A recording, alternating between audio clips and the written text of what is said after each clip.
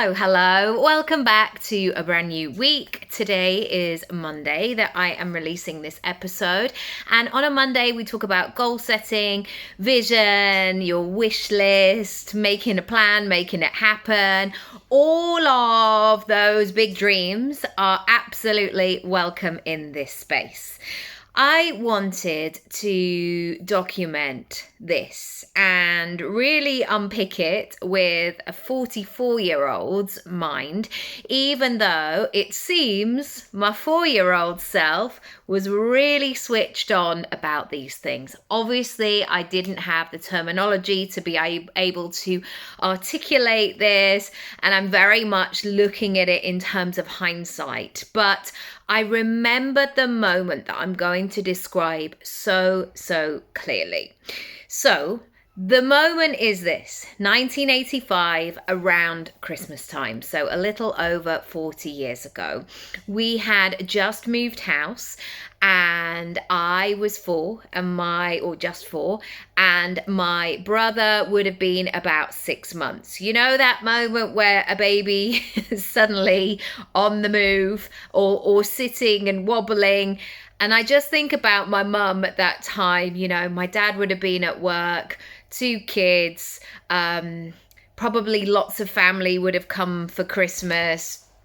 And, you know, that expectation of let's have 3 cooked meals a day whilst you've got 2 small children. I imagine it was a lot. And at that time, I loved a bit of telly, as I do now. And at that time, I only had the Postman Pat VHS, and then we had our 4 channels. And I used to love that period over Christmas where the TV schedule was out of whack, where there were different things on, because obviously there was more choice and more telly. And I remember watching the Blue Peter pantomime, which was on just before lunch. I remember it so clearly. And I remember these 4 actors off the top of my head. It was Mark Curry, Yvette Fielding, Karen Keating, somebody else, and probably a dog. And they were singing and dancing and performing. And it felt a little bit almost chaotic, a little bit under-rehearsed. And I just loved that buzz. And I remember immediately feeling, oh, what is that? And I remember going through to the kitchen then and like doing that thing that sometimes little kids do where they can't get the words out enough, and like they're all eyes and expressions. And I told my mum what I'd just seen, and I said, how do you get to do that I've just seen? And she said, well, you go to a stage school, you go to drama school. And already I was like, right. Okay, stage school. How am I doing that? And I said, how old do you have to be? And she said, well, some people go at 16 and some people go at 18. And I said, oh, great, I will go when I'm 16. And my mum said, no, if you're going to go, you'll go at 18. And actually, that was a really great piece of advice. But that was the first time in my life that I had that urgent, vibrant, electrical, oh, it's that kind of feeling. And on paper, let me just caveat this, none of that made sense. I wasn't from a theatrical background. I didn't live in London. We didn't have the internet. You know, I wouldn't have seen people dancing online. We didn't have social media. And my mum can play the piano and is musical, I would say. And music was in the house, but no more than, I guess, anybody else. Here's where I want to break down the process. So, if you are at a point where you know it is time to connect to that feeling of yourself, where you know that you are almost in sync, where things feel like they're connecting, where you're really listening to all parts of yourself. And I always think that comes from a full body experience. Often it's our brain that's like, what? this is weird. This is bizarre. But in the moment, it just feels so right. It's like if you, I don't know, go on a date with somebody and that person might be different to who you envisaged in your head, and yet in the moment there's just something here. There's something going on. So the first thing I noticed, and I can share with you, and I urge you to do the same, is I paid attention to the feeling. In this world where things are time blocked, things are practical, things are logistical, things are having to move at a pace because we don't have time and we're on to the next thing, I think it is really easy to close down your feelings, to put them to the side, to not even give them the space that they may need in order to come through. And yet, because I was living a 4-year-old's life where, I was dancing in my living room, I did have that capacity to pay attention to the feeling. And as soon as that feeling came up, I didn't push it down. I turned it up. I trusted it. I listened to it. And I really amplified it. So I almost felt it like moving through my body. And I want you to do that. So I'm going to give you some practical steps as well. If you are seeking those moments where you really need to connect with yourself, find those moments, carve them out where you can access that part of yourself. So for me, the way that I might do it is waking up super early before my family wake up. And I love that quiet time of sitting on my sofa with a cup of tea in the morning, maybe with a blanket, maybe with a hot water bottle. I open the blinds and I see the sun come up. That moment for me is way more magical than, say, 9 p.m. 9 p.m, I just want to hibernate, again, blanket, hot water bottle, and just go back to sleep.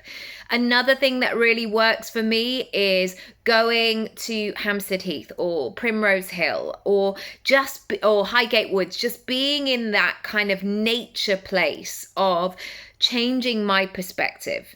Another thing that really helps me to do that is to move, whether that's dancing, whether that's walking, whether that's running, or stretching, yoga, in a hot yoga studio. That sense of being in my body accesses that.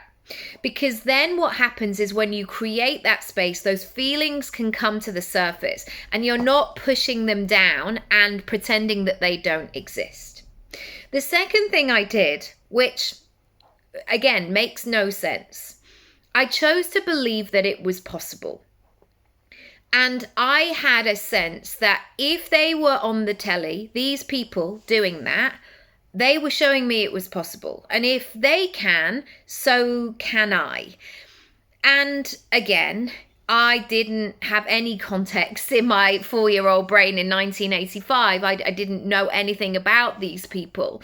But sometimes it's just that seed. Now, we're in this environment right now where we can seek out people who have done what we want to do. We only have to open our phones. But what we can pay attention to is our own internal dialogue. All the reasons why we can't. I can't do it because of this. I'm too old. I'm too young. I'm experienced. I'm too inexperienced, whatever it might be. Sometimes just spending 5 minutes, 2 minutes, whilst you boil the kettle to make a cup of tea. If you're not fancy and don't have a hot tap, we don't have a hot tap yet. We're still in kettle times over here. But sometimes what I will do is I will use that time when I make my first cup of tea, of many, in the morning. As I press that button of my kettle, I think about the feelings I want to cultivate. And sometimes I need 30 seconds or a minute, however long it takes, of me going, do you know what? I'm just going to play. I'm going to be deluded. I'm going to imagine what is possible. And we can do that so often as kids, look what I made, mummy. I've made this out of a clothing rack and 2 blankets. And they're like, oh, what is it? Oh, it's a volcano. Oh, of course it's a volcano. Got it. Right. But in my head, if I was making something out of a washing rack and 2 blankets, it was so believable to me. So seek it out. Turn down the volume of that internal, no, but what, I don't, all that stuff, and turn up the volume of what you need to absorb. Number 3, ask questions. research, go deeper, be vulnerable, be inquisitive. I always think about this moment, and I think it's important to choose wisely, or sometimes by choosing, you're thinking you're choosing wisely, and then the person on the other side doesn't support that thing. And so you will get stung a little bit. Sometimes I put my hand up and I've just really regretted sharing something because the person hosting has not been able to hold that space, or they've just, I don't know. I remember when I was training to be a coach and the woman was like, what kind of goals are we looking at? I was like, I would really like to have a baby. And she was like, a baby? Oh, well, look, we're talking about proper goals. I was like, oh, I thought that was a proper goal. But anyway, that was, yeah, a bit of a weird energy. Maybe she had her own stuff going on in there. But anyway, what I want you to do is ask questions. Go deeper, research. So the first thing that I did was I went through and I asked my mum, because she was my trusted adult there. And I think sometimes we stay in the what ifs and could I'm not sure if it's possible, and we stay in our head.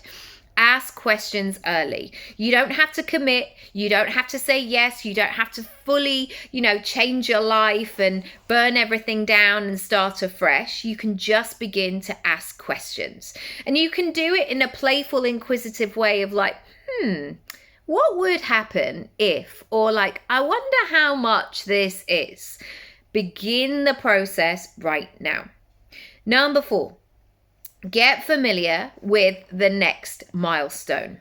So my milestone, I guess, after that was going to drama school at 18. And I don't think I was quite doing the maths of like, okay, I'm 4 now. So in 14 years, I'm going to move to London.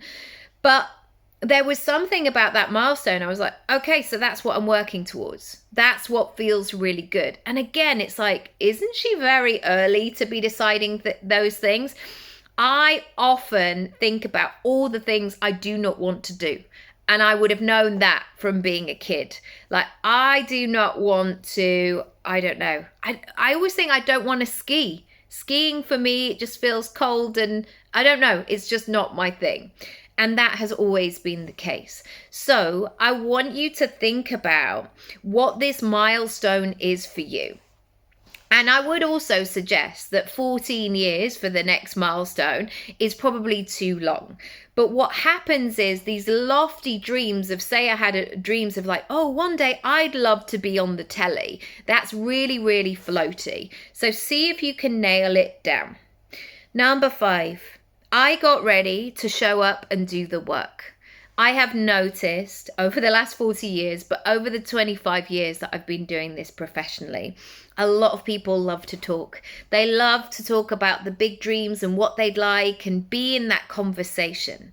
However, a lot of people are not willing to do the work, and not a lot of people don't have, or they haven't built the muscle of tenacity, of determination, of resilience. And I am not saying any of that is easy. There have been so many times where I've just thought like, maybe I've come to the end of the road with this. And I've been open to that as well. But yet something keeps coming and pulling me back with all these things, of all these elements of my career.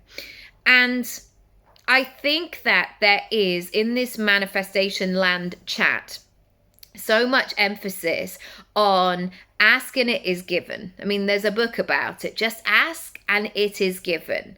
You have to be willing to show up and meet the goal. An example I always give is when I lived in our old house. We used to live on a really busy junction. And I mean, watching cars navigate this junction, it was always like, that person's in the wrong lane. And they needed a lot of signage. I feel like I could have redesigned it because I was watching so many bumps and crunches along the way. But so often I would see people see their friend on the other side of the road. And this might be 2 lanes over. And they would do this wave and their friend would be doing this wave back. And they'd be like, how are you? Yeah, I'm great. Good. And that conversation could only go so far, because there are only so many things that you can gesture over a 2-lane junction. And I used to think, If one of you took a step forward and moved and went into the next part of the crossing, and maybe the other person came towards it, it would be so much easier. And they could just do that and then have a conversation. And that's the way that I see your goals. We can shout and say what we want all day long, but for us to be able to be heard and for that to come into our lives, we have to take a step forward. Number 6, get ready to build your relationship with discipline. I often think that many goals are long. Many goals are have twists and turns. They're maybe not straightforward. They take a lot of 2 steps forward and 1 step back. But if you can build those disciplines for yourself, those practices for yourself, those rituals, then it's really going to help you. So when I talk about discipline, sometimes it feels like it's quite a harsh term, and it doesn't need to be. So one thing I really do, so say in terms of auditioning, when I was first leaving drama school, I would tell every single person that I had an audition. I would then text them, let them know how it went. I would talk about it. And I became a professional auditioner almost. And that was useful in my early career because, you don't know what these things are until you do them. Now, my discipline of going for something is very, very contained. It's very focused. It's very solid. I might talk to my partner about it. Maybe my mum, if she's, helping me with childcare whilst I go for the audition. And obviously my agent knows about it. But my circle is very small in that situation. Likewise, when I've done the audition or I've done the tape, I will really try and draw a line under it and have that discipline of it's this or it's something better. Or I gave it my best shot, or this went really well. And actually, having thought about it, I'm going to do this next time. I don't let it spill out for the next 6 months where I'm over analyzing it. That is a discipline for me. So with your goal, I want you to think about the disciplines around it that you want to have. So maybe your discipline is you're going to spend 10 minutes thinking about your goal every single day, checking in, building a relationship with it, almost having a conversation. I'd love to know how that lands. Number 7, I realized very, very quickly that I could and would and should, I guess, learn from everywhere and everyone. I had no idea how I was going to move from being a 4-year-old into nearly 40 years later, still making money from that thing that I wanted to do when I was 4 years old. And I have always been open, curious, and asked a lot of questions. And I've always been a huge observer, the good, the bad, and the ugly. I was so grateful that I left and I got 2 jobs back to back at drama school. So I didn't finish my 3rd year. I left 5 months early and I got 2 jobs back to back. And that meant that I was in the professional world early before the other people graduated. And I watched, I absorbed. How does that person talk? How do they move? What are they wearing? How do they show up? How do they warm up? All of these things. And you learn the great practices, and you also learn the practices that are not great necessarily either. So I now would love you to think about where you could be learning. And the clue is not to just do what everybody else does in your industry. It's about absorbing all kinds of different practices. So I think there is an opportunity to dig a little bit deeper. We're not trying to replicate what somebody else has done. We're looking to build our own buffet of tools, techniques, skills, aha moments, practices, all these great things. Number 8, pay attention to your blocks and know that you can change. We are all carrying so much, aren't we? We're carrying our skills, our talents, our expertise, our experience, but we're also practicing, working with. We're also carrying our trauma, our difficulties, our adversities, our challenges, our forks in the road, all of it. And one of the things that I have really been open to is finding a solution and being willing to unlock the block that is stopping me from getting where I want to move to. And that takes a lot of conscious focus and noticing, awareness, observing how I move. Because what I found, and I can only speak personally, but maybe this applies to you as well, it's the same blocks. They're just in different outfits. It's the same situations that pop up again and again.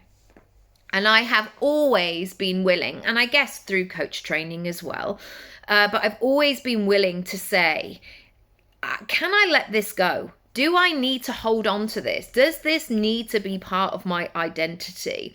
Is this something that I can change? Is this something that I can improve? And one of the things that comes up again and again is our own commitment to our habits, to the old version of ourselves. And I would love you to see how that lands for you today. And sometimes looking at yourself, having that awareness, oh my goodness, it's so tough. We don't want to do the work. We just want to keep the things that are familiar. But if you can, it's really going to help you to get closer to your goal. Number 9, I have learned to listen, to take feedback, to be grateful for those people who might take you aside, or they might connect you with somebody, or they might say, do you know what, this book really changed my life and I think you might like it as well. That has been so useful for me. However, it hasn't been to the point where I always assume that other people know better than me.